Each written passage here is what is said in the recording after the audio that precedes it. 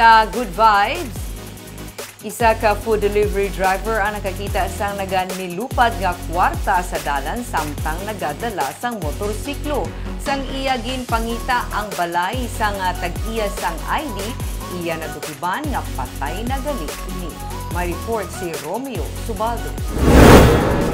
Nagabiyahe malapit sa patio sa Barangay Sumag sa Bacolod ang food delivery rider na si Jomar Lanaza sang Sabado sang udtusang makibot siya kamay nagnilupad nga papel sa dalan. Sang iya ginusisa, nakibot siya nga kwarta gali ini. Mga 200 meters ko may nakita ko nga doon may galinupad. Siling ko doon na nakuha ko dason, siling ko kwarta. Gini mo, tiyan mo ito nga... Galinupad ha? Galinupad.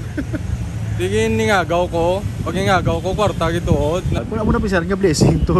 Sa babaw nga galinupad ng kwarta. Sa totoo man sir, sa mo ito nga time. Nga problema mo ko sa kwarta mo. Galing kayo nagsulod sa pinsar ko nga basikin ang lanya man nga kwarta. Istorya ni Jomar, ginkulbaan siya sa may baluan nga kwarta na ganilupad. Ginpangtipo niya ini kaginsulod sa U-box ang iyang motor. Sa kamong tinion, nagapalibog na siya kung diin makuha sa pang-tuition sang iya kabataan kag pangbayad sa bulanan sang iya motor. Napensaran niya man nga base pa lang inina ang sabat sa iya nga problema. May grasya nga nag-abot, pero hindi niya kuno matulon nga taguon ang kwarta kay may kahita man ini nga may unod pa nga mga ID.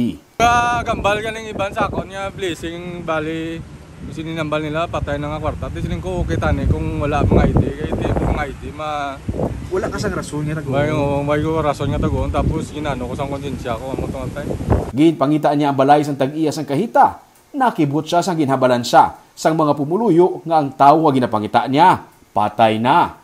Pero ginpangita niya sa gihapon ang pamilya sa amo nga persona. Ko kay sino ni sir ang kay kuno ang samay bla nila nga ngalan nila pang mention. Ya ambal san tupad balay niya patay naman na sa sir nga ginapangita ko pa sa linggo ang iyalan niya nga pamilya ma'am kung pwede. Si Cheryl Lubrido nakibot man bago na siya mag-abot kag nagapaligo pa siya. Ginpahibalo siya nga may nagapangita sa iya amay nga madugay na nga napatay. Nagapangita ko no kay papa ko. Areston ko no. Ninampatihan ko bako patay naman si papa ko. Kung sino parinti ko man wasi kapangita. Nanampi lang ko eh. Nang food panda rider ang gapangita sa kay papa kay iya ID nakita sa wallet ko. Kung wala magkanto sa ilabalay si Jomar, wala siya makahibalo nga nawigit gali ang iya nga kahita. Bukas gali ang iya nga knapsack samtang nagaangkat sa motor. Nagkalahulog ang iya kahita kag nagnilupad ang iya kwarta. Nagapasalamat siya nga may pareho sa gihapon kay Jomar nga mga tawo nga nagauli sa mga butang nga hindi ila. Salamat lang ko sa rider nga may napinsaran niya ibalik bala. Kaya mo to picturean sa mga friend ko nga i-post bala kay para makita man ang iya nga kaayo. Si Jomar nahawasan matapos madaho ang 16,000 pesos nga cash sa kay Cheryl. 28,000 pesos ang unod sang kahita ni Cheryl pero dako na nga pagpasalamat niya kay nabalik pang iba niya nga kwarta. Gani gitagaan niya si Jomar sa reward. Bisan problemado sa kwarta, wala magpadala sa temptasyon si Jomar.